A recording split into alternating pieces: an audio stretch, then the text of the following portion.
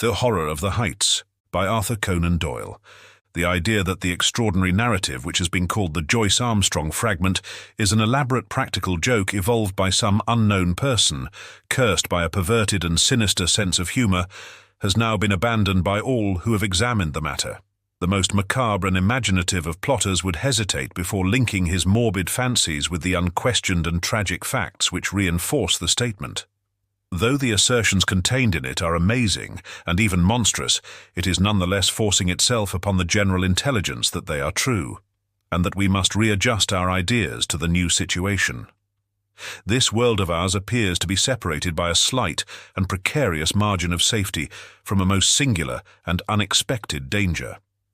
I will endeavour in this narrative, which reproduces the original document in its necessarily somewhat fragmentary form, to lay before the reader the whole of the facts up to date, prefacing my statement by saying that, if there be any who doubt the narrative of Joyce Armstrong, there can be no question at all as to the facts concerning Lieutenant Myrtle, R.N., and Mr. Hay Connor, who undoubtedly met their end in the manner described.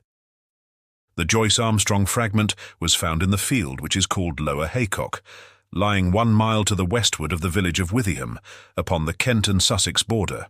It was on the 15th September last that an agricultural labourer, James Flynn, in the employment of Matthew Dodd Farmer, of the Chauntry Farm, Withyham, perceived a briar pipe lying near the footpath which skirts the hedge in Lower Haycock.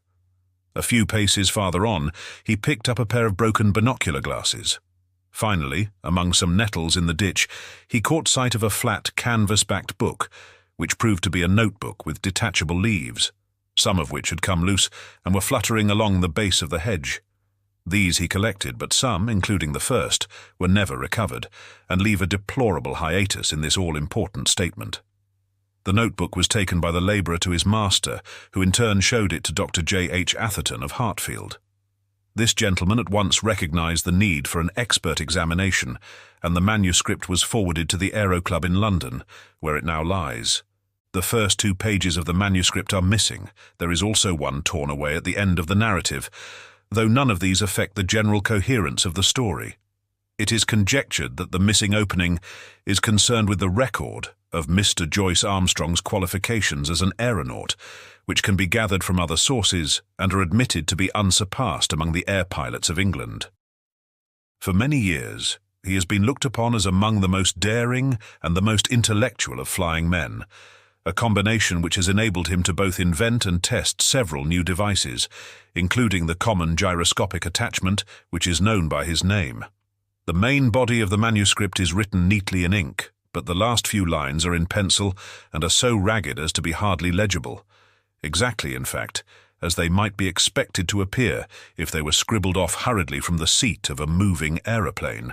There are, it may be added, several stains, both on the last page and on the outside cover, which have been pronounced by the Home Office experts to be blood, probably human and certainly mammalian.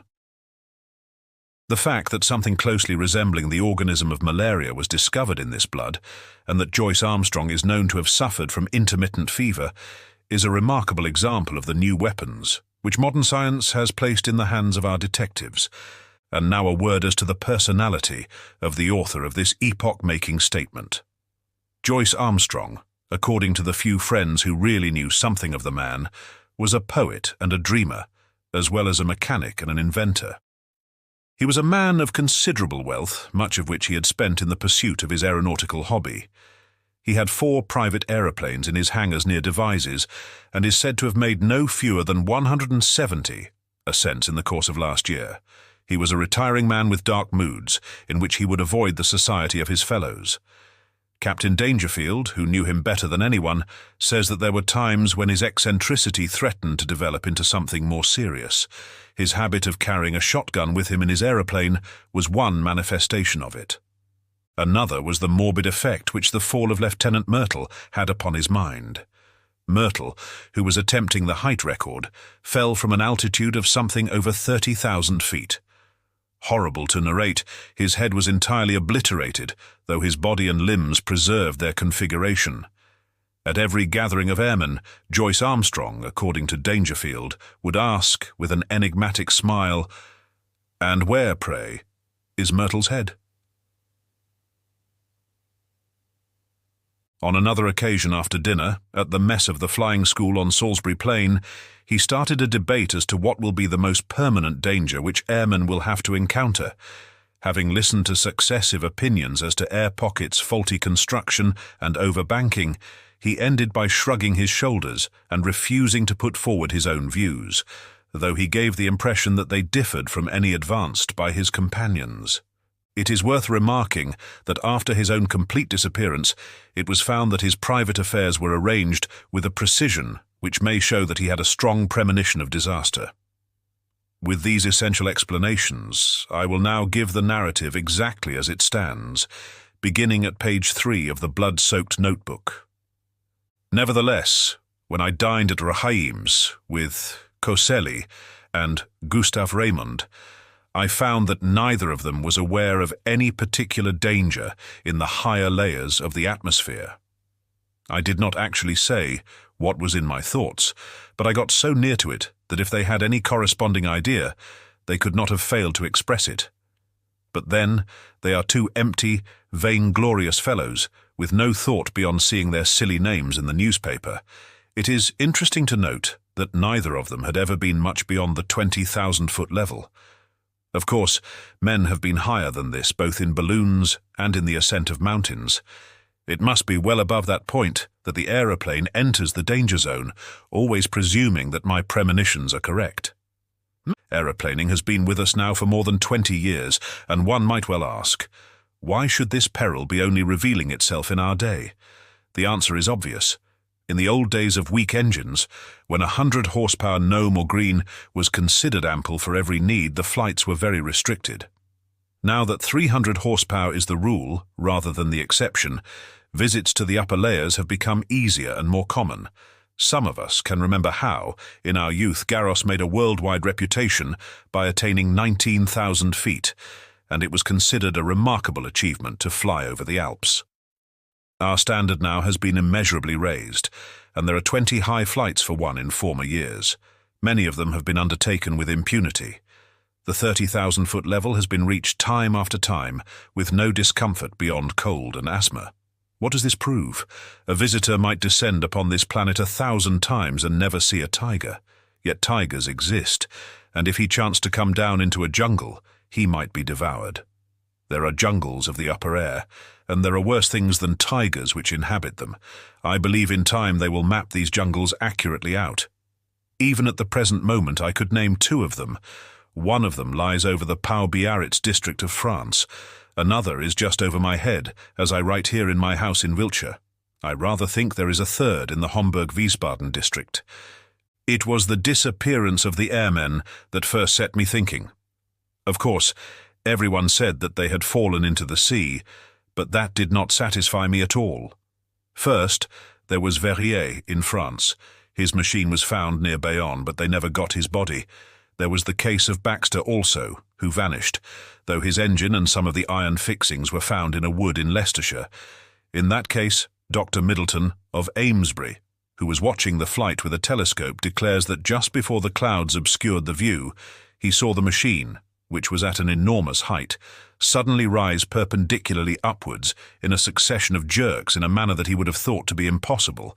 That was the last seen of Baxter. There was a correspondence in the papers, but it never led to anything. There were several other similar cases, and then there was the death of Hay Connor. What a cackle there was about an unsolved mystery of the air, and what columns in the halfpenny papers, and yet how little was ever done to get to the bottom of the business.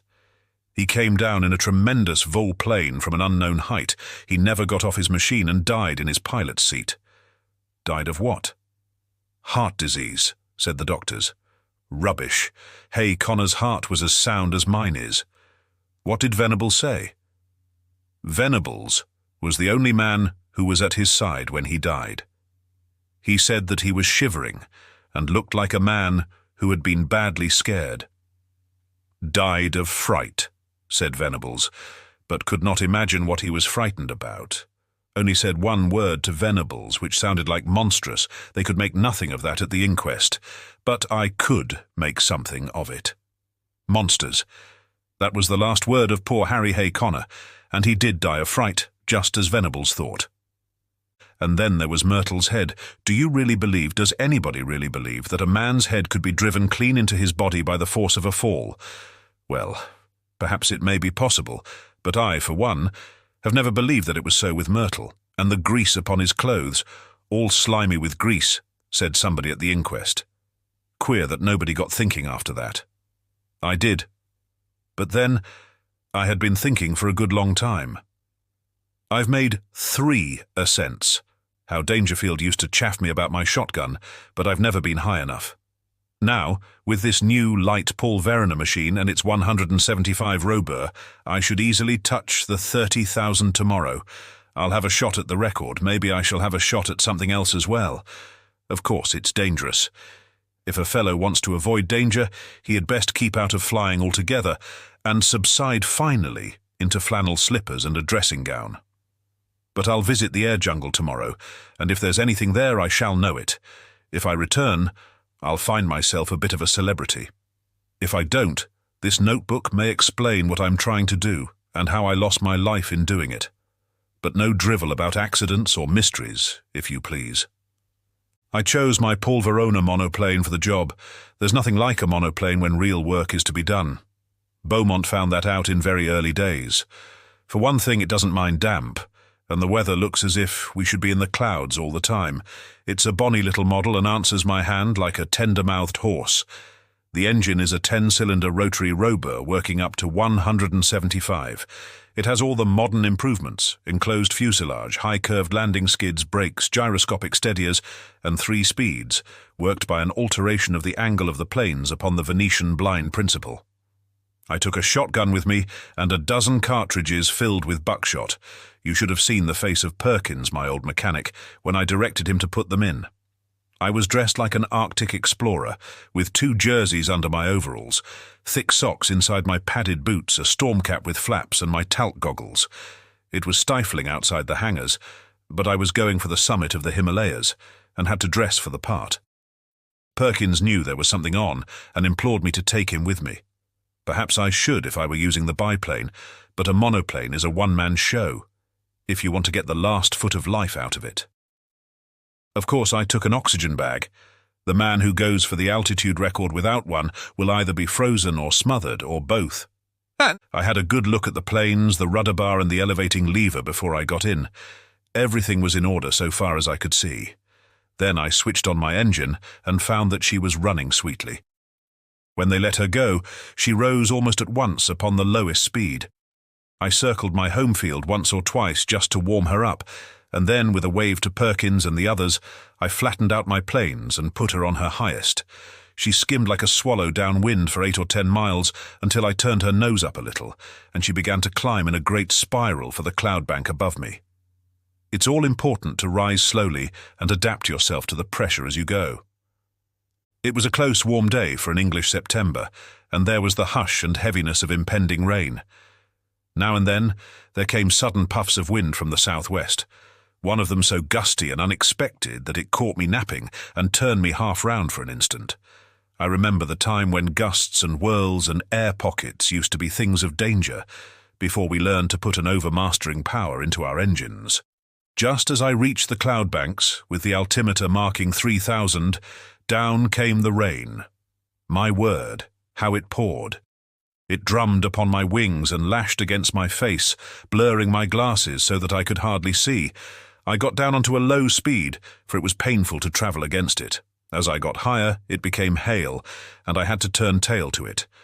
One of my cylinders was out of action, a dirty plug, I should imagine, but still I was rising steadily with plenty of power. After a bit the trouble passed, whatever it was, and I heard the full, deep-throated purr, the 10 singing as one. That's where the beauty of our modern silencers comes in. We can at last control our engines by ear, how they squeal and squeak and sob when they are in trouble. All those cries for help were wasted in the old days, when every sound was swallowed up by the monstrous racket of the machine. If only the early aviators could come back to see the beauty and perfection of the mechanism which have been bought at the cost of their lives. About 9:30 I was nearing the clouds. Down below me, all blurred and shadowed with rain, lay the vast expanse of Salisbury Plain. Half a dozen flying machines were doing hackwork at the 1,000-foot level, looking like little black swallows against the green background. I dare say they were wondering what I was doing up in cloudland. Suddenly, a grey curtain drew across beneath me, and the wet folds of vapours were swirling round my face. It was clammily cold and miserable, but I was above the hailstorm, and that was something gained. The cloud was as dark and thick as a London fog. In my anxiety to get clear, I cocked her nose up until the automatic alarm bell rang, and I actually began to slide backwards. My sopped and dripping wings had made me heavier than I thought, but presently I was in lighter cloud, and soon had cleared the first layer. There was a second, opal-coloured and fleecy, at a great height above my head, a white, unbroken ceiling above, and a dark, unbroken floor below, with the monoplane labouring upwards upon a vast spiral between them. It is deadly lonely in these cloud spaces. Once, a great flight of some small water birds went past me, flying very fast to the westwards. The quick whir of their wings and their musical cry were cheery to my ear. I fancy that they were teal, but I am a wretched zoologist. Now that we humans have become birds, we must really learn to know our brethren by sight. The wind down beneath me whirled and swayed the broad cloud plain. Once a great eddy formed in it, a whirlpool of vapour, and through it, as down a funnel, I caught sight of the distant world. A large white biplane was passing at a vast depth beneath me. I fancy it was the morning mail service betwixt Bristol and London. Then the drift swirled inwards again, and the great solitude was unbroken. Just after 10, I touched the lower edge of the upper cloud stratum. It consisted of fine diaphanous vapour drifting swiftly from the westwards. The wind had been steadily rising all this time, and it was now blowing a sharp breeze, 28 an hour by my gauge. Already it was very cold, though my altimeter only marked 9,000. The engines were working beautifully, and we went droning steadily upwards. The cloud bank was thicker than I'd expected, but at last it thinned out into a golden mist before me, and then in an instant I had shot out from it, and there was an unclouded sky and a brilliant sun above my head, all blue and gold above, all shining silver below, one vast glimmering plain as far as my eyes could reach. It was 10:15 o'clock, and the barograph needle pointed to 12,800. Up I went and up, my ears concentrated upon the deep purring of my motor, my eyes busy always with the watch, the revolution indicator, the petrol lever, and the oil pump. No wonder aviators are said to be a fearless race. With so many things to think of, there is no time to trouble about oneself. About this time I noted how unreliable is the compass when above a certain height from Earth. At 15,000 feet mine was pointing east and a point south. The sun and the wind gave me my true bearings. I had hoped to reach an eternal stillness in these high altitudes, but with every 1,000 feet of ascent the gale grew stronger. My machine groaned and trembled in every joint and rivet as she faced it, and swept away like a sheet of paper when I banked her on the turn, skimming down wind at a greater pace, perhaps, than ever mortal man has moved. Yet I had always to turn again and tack up in the wind's eye, for it was not merely a height record that I was after. By all my calculations, it was above Little Wiltshire that my air jungle lay, and all my labour might be lost if I struck the outer layers at some farther point. When I reached the 19,000-foot level, which was about midday, the wind was so severe that I looked with some anxiety to the stays of my wings, expecting momentarily to see them snap or slacken. I even cast loose the parachute behind me and fastened its hook into the ring of my leathern belt, so as to be ready for the worst. Now was the time when a bit of scamped work by the mechanic is paid for by the life of the aeronaut. But she held together bravely. Every cord and strut was humming and vibrating like so many harp strings, but it was glorious to see how, for all the beating and the buffeting, she was still the conqueror of nature and the mistress of the sky. There is surely something divine in man himself that he should rise so superior to the limitations which creation seemed to impose, rise too by such unselfish, heroic devotion as this air conquest has shown. Talk of human degeneration! When has such a story as this been written in the annals of our race? These were the thoughts in my head as I climbed that monstrous inclined plane, with the wind sometimes beating in my face and sometimes whistling behind my ears, while the cloudland beneath me fell away to such a distance that the folds and hummocks of silver had all smoothed out into one flat, shining plain. But suddenly, I had a horrible and unprecedented experience. I have known before what it is to be in what our neighbours have called a tourbillon, but never on such a scale as this. That huge sweeping river of wind of which I have spoken had, as it appears, whirlpools within it, which were as monstrous as itself. Without a moment's warning, I was dragged suddenly into the heart of one. I spun round for a minute or two with such velocity that I almost lost my senses, and then fell suddenly, left wing foremost, down the vacuum funnel in the centre. I dropped like a stone and lost nearly 1,000 feet. It was only my belt that kept me in my seat, and the shock and breathlessness left me hanging half insensible over the side of the fuselage. But I am always capable of a supreme effort. It is my one great merit as an aviator. I was conscious that the descent was slower. The whirlpool was a cone rather than a funnel, and I had come to the apex. With a terrific wrench, throwing my weight all to one side, I levelled my planes and brought her head away from the wind. In an instant I had shot out of the eddies and was skimming down the sky. Then, shaken but victorious, I turned her nose up and began once more my steady grind on the upward spiral. I took a large sweep to avoid the danger spot of the whirlpool, and soon I was safely above it. Just after 1 o'clock, I was 21,000 feet above the sea level. To my great joy, I had topped the gale, and with every 100 feet of ascent the air grew stiller. On the other hand, it was very cold, and I was conscious of that peculiar nausea which goes with rarefaction of the air. For the first time, I unscrewed the mouth of my oxygen bag and took an occasional whiff of the glorious gas. I could feel it running like a cordial through my veins, and I was exhilarated almost to the point of drunkenness. I shouted and sang as I soared upwards into the cold, still outer world. It is very clear to me that the insensibility which came upon Glacier, and in a lesser degree upon Coxwell, when in 1862 they ascended in a balloon to the height of 30,000 feet, was due to the extreme speed with which a perpendicular ascent is made. Doing it at an easy gradient and accustoming oneself to the lessened barometric pressure by slow degrees, there are no such dreadful symptoms. At the same great height, I found that even without my oxygen inhaler, I could breathe without undue distress. It was bitterly cold, however, and my thermometer was at 0 Fahrenheit. At 1:30, I was nearly 7 miles above the surface of the earth and still ascending steadily. I found, however, that the rarefied air was giving markedly less support to my planes, and that my angle of ascent had to be considerably lowered in consequence.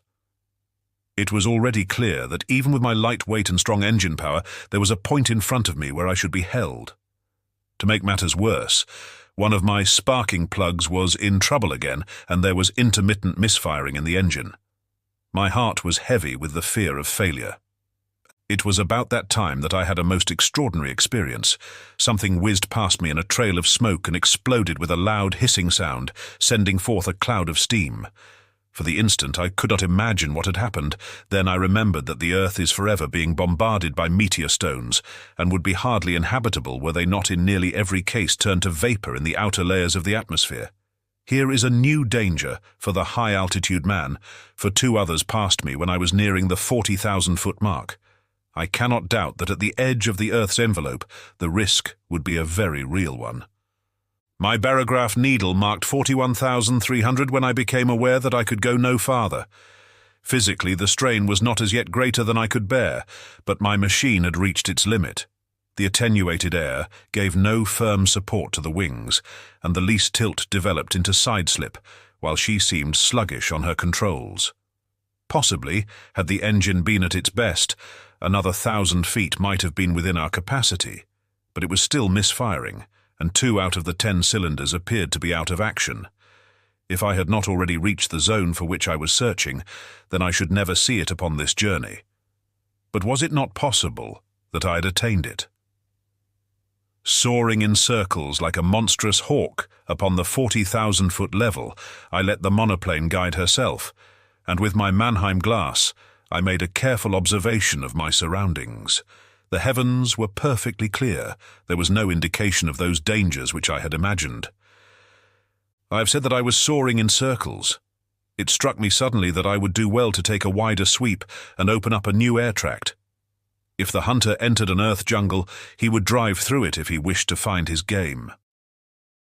My reasoning had led me to believe that the air jungle which I had imagined lay somewhere over Wiltshire.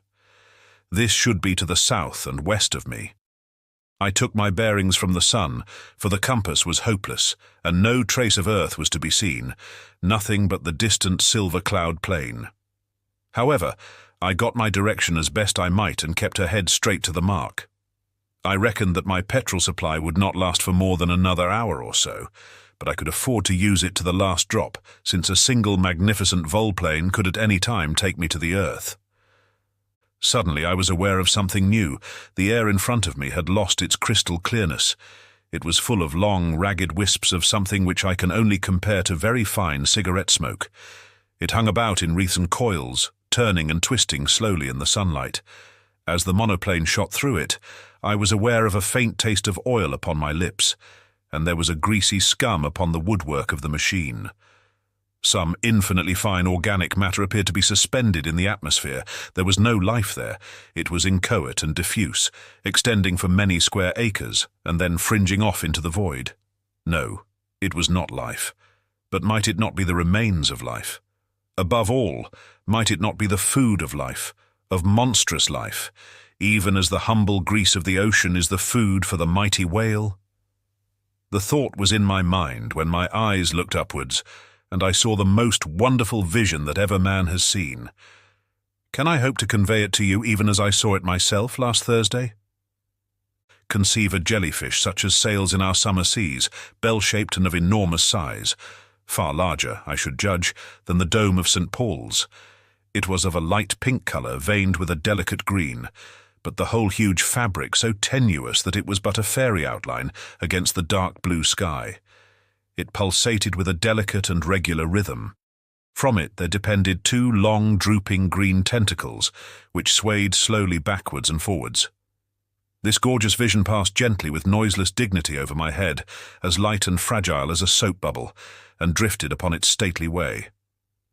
I had half turned my monoplane, that I might look after this beautiful creature, when, in a moment, I found myself amidst a perfect fleet of them, of all sizes, but none so large as the first. Some were quite small, but the majority about as big as an average balloon, and with much the same curvature at the top.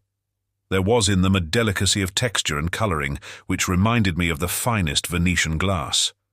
Pale shades of pink and green were the prevailing tints, but all had a lovely iridescence where the sun shimmered through their dainty forms. Some hundreds of them drifted past me, a wonderful fairy squadron of strange, unknown argosies of the sky. Creatures whose forms and substance were so attuned to these pure heights that one could not conceive anything so delicate within actual sight or sound of earth. But soon my attention was drawn to a new phenomenon, the serpents of the outer air. These were long, thin, fantastic coils of vapour-like material, which turned and twisted with great speed, flying round and round at such a pace that the eyes could hardly follow them.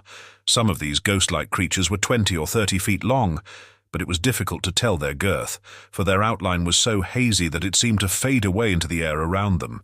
These air snakes were of a very light grey or smoke colour, with some darker lines within, which gave the impression of a definite organism. One of them whisked past my very face, and I was conscious of a cold, clammy contact, but their composition was so unsubstantial that I could not connect them with any thought of physical danger, any more than the beautiful bell-like creatures which had preceded them. There was no more solidity in their frames than in the floating spume from a broken wave. But a more terrible experience was in store for me. Floating downwards from a great height, there came a purplish patch of vapour, small as I saw it first, but rapidly enlarging as it approached me, until it appeared to be hundreds of square feet in size. Though fashioned of some transparent, jelly-like substance, it was nonetheless of much more definite outline and solid consistence than anything which I had seen before.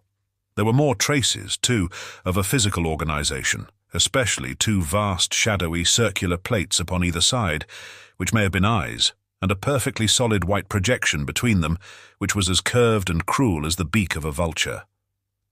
The whole aspect of this monster was formidable and threatening, and it kept changing its color from a very light mauve to a dark, angry purple so thick that it cast a shadow as it drifted between my monoplane and the sun.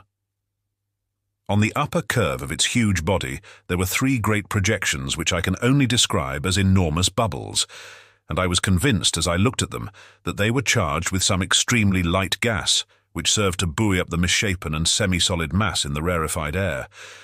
The creature moved swiftly along, keeping pace easily with the monoplane, and for 20 miles or more it formed my horrible escort, hovering over me like a bird of prey which is waiting to pounce. Its method of progression, done so swiftly that it was not easy to follow, was to throw out a long, glutinous streamer in front of it, which in turn seemed to draw forward the rest of the writhing body. So elastic and gelatinous was it that never for 2 successive minutes was it the same shape, and yet each change made it more threatening and loathsome than the last. I knew that it meant mischief. Every purple flush of its hideous body told me so. The vague, goggling eyes which were turned always upon me were cold and merciless in their viscid hatred. I dipped the nose of my monoplane downwards to escape it. As I did so, as quick as a flash there shot out a long tentacle from this mass of floating blubber, and it fell as light and sinuous as a whiplash across the front of my machine. There was a loud hiss as it lay for a moment across the hot engine, and it whisked itself into the air again, while the huge, flat body drew itself together as if in sudden pain. I dipped to a volpique, but again a tentacle fell over the monoplane, and was shorn off by the propeller as easily as it might have cut through a smoke wreath. A long, gliding, sticky, serpent-like coil came from behind and caught me round the waist, dragging me out of the fuselage. I tore at it, my fingers sinking into the smooth, glue-like surface, and for an instant I disengaged myself, but only to be caught round the boot by another coil, which gave me a jerk that tilted me almost onto my back. As I fell over, I blazed off both barrels of my gun, though indeed it was like attacking an elephant with a pea-shooter to imagine that any human weapon could cripple that mighty bulk. And yet I aimed better than I knew. For with a loud report, one of the great blisters upon the creature's back exploded with the puncture of the buckshot. It was very clear that my conjecture was right, and that these vast, clear bladders were distended with some lifting gas, for in an instant the huge, cloud-like body turned sideways, writhing desperately to find its balance, while the white beak snapped and gaped in horrible fury. But already I had shot away on the steepest glide that I dared to attempt, my engine still full on, the flying propeller and the force of gravity shooting me downwards like an aerolite. Far behind me I saw a dull, purplish smudge growing swiftly smaller and merging into the blue sky behind it. I was safe out of the deadly jungle of the outer air. Once out of danger, I throttled my engine, for nothing tears a machine to pieces quicker than running on full power from a height. It was a glorious, spiral volplane from nearly 8 miles of altitude, first to the level of the silver cloud bank, then to that of the storm cloud beneath it, and finally, in beating rain, to the surface of the earth. I saw the Bristol Channel beneath me as I broke from the clouds, but having still some petrol in my tank, I got 20 miles inland before I found myself stranded in a field half a mile from the village of Ashcombe.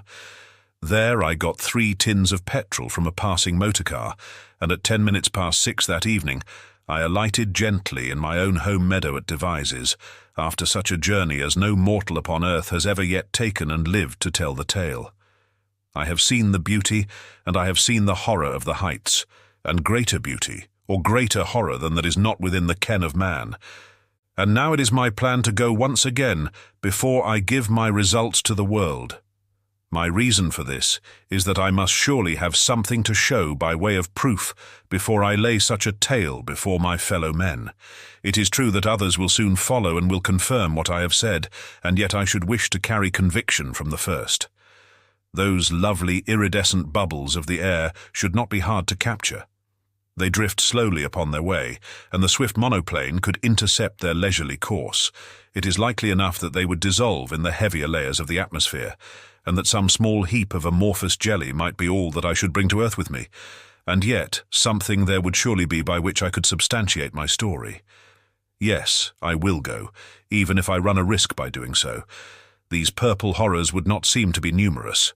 It is probable that I shall not see one. If I do, I shall dive at once. At the worst, there is always the shotgun, and my knowledge of... Here a page of the manuscript is unfortunately missing. On the next page is written in large, straggling writing, 43,000 feet. I shall never see Earth again. They are beneath me, 3 of them. God help me, it is a dreadful death to die. Such in its entirety is the Joyce Armstrong statement. Of the man nothing has since been seen. Pieces of his shattered monoplane have been picked up in the preserves of Mr. Budd Lushington upon the borders of Kent and Sussex, within a few miles of the spot where the notebook was discovered. If the unfortunate aviator's theory is correct, that this air jungle, as he called it, existed only over the southwest of England, then it would seem that he had fled from it at the full speed of his monoplane, but had been overtaken and devoured by these horrible creatures at some spot in the outer atmosphere above the place where the grim relics were found. The picture of that monoplane skimming down the sky, with the nameless terrors flying as swiftly beneath it and cutting it off always from the earth while they gradually closed in upon their victim, is one upon which a man who valued his sanity would prefer not to dwell. There are many, as I am aware, who still jeer at the facts which I have here set down, but even they must admit that Joyce Armstrong has disappeared, and I would commend to them his own words. This notebook may explain what I'm trying to do and how I lost my life in doing it, but no drivel about accidents or mysteries, if you please.